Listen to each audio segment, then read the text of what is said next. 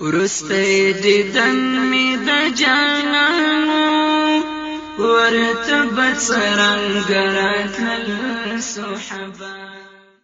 الله عز وجل دا ربا حرام کړل، ربا حرام کړل او د ربا عاقبت داسې بیان کړ چې څوک سود اخلي د هغه عاقبت داسې بیان کړ: الذين يأكلون الربا لا يقومون إلا كما يقوم الذي يتخبطه الشيطان من المس.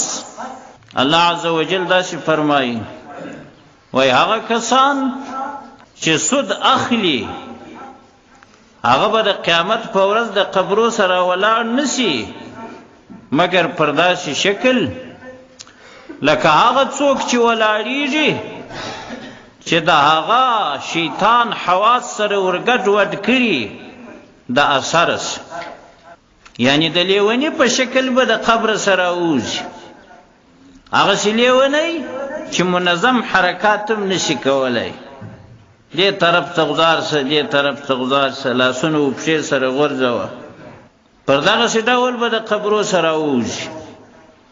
هغه کسان چې سود اخلي دا یې هسې علامه ده چې ټوله خلک به پیژني چې سودخوارو خو دغه دي. دا جزا دې ته ولې ورکول کېږي؟ په قیامت کې به دی د خپلو قبرو سره د دغسې لیونیانو په شکل ولې راوځي؟ ذلك بأنهم قالوا انما البيع مثل الربا. دا په دې خاطر چې دی به داسې ویل چې بیع داسې ده نه که ربا، یعنی د ربا او د بیع فرق نشته، ربا هم حلال ده سود هم حلال دی. دی به دا ویل واحل الله البيع وحرم الربا. حال دا چې الله عز وجل بیع حلال کړي، سوداوي وکي، تجارت وکي، خو ربا حرام کړي، سود مکوي.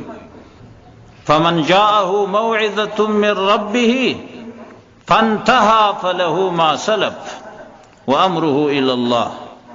هغه چاته که د خپل رب د طرفه موعظت ورورسېدي، فن ورورسېدي، یعنی دا د ربا حکم چې چا واورېدي چې دا ربا حرام ده او فانتهى دی منع سو، فله ما سلف.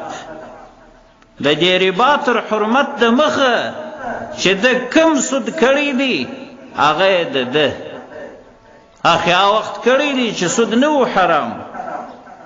وامره الى الله، نور د امر الله عز وجل ته مفوض دی. ومن عاد فاولئک اصحاب النار هم فيها خالدون.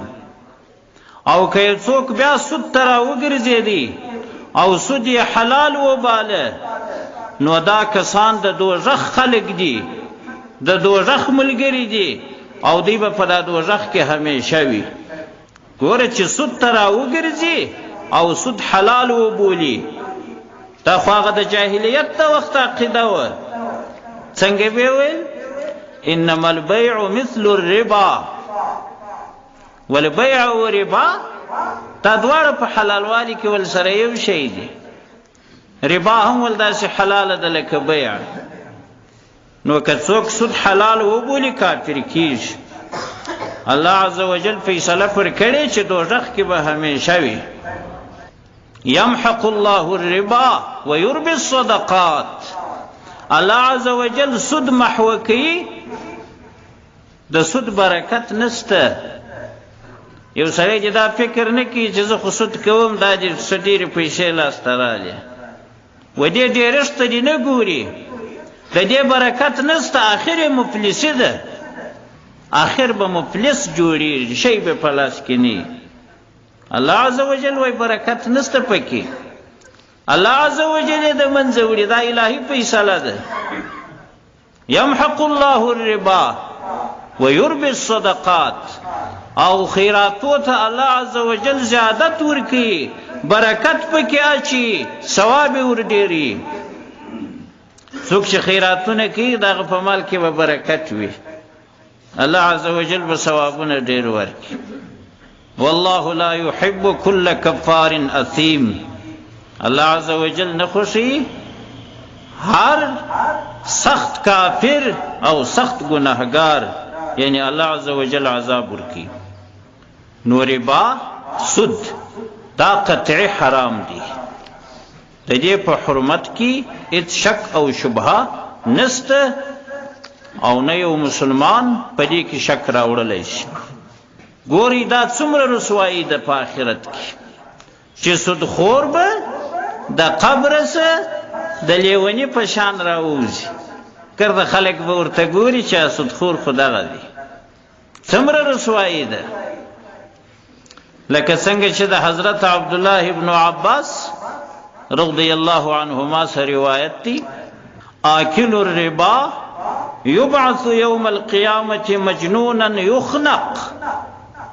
هغه آیت شریف په تفسیر کې فرمایلی چا موږ مخکې تلاوت او ترجمه وکړه. وای اخیستونکی د ربا هغه څوک چې سود اخلي دا به د قیامت په ورځ راپورته شي لیونی او خفه کړل سوی، یعنی زندگی به غاړې ته ورواچول شي. وروستی دیدن می د جانانو ورته به څرنګه راتلل صحبا